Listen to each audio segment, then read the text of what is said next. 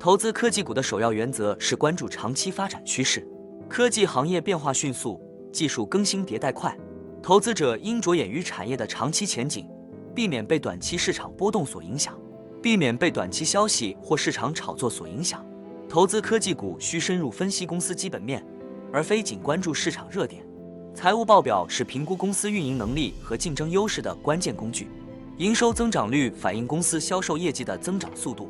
毛利率体现公司产品或服务的盈利能力，研发投入是公司创新能力的重要指标，现金流反映公司资金的流动状况和财务健康程度，资产负债比衡量公司财务杠杆和偿债能力。科技股波动性大，风险控制至关重要，避免将所有资金投入单一股票或概念股。分散投资策略包括配置科技 ETF 或多个子产业的股票，设置止损机制和获利了结策略，避免情绪化交易。情绪化交易可能导致投资决策失误。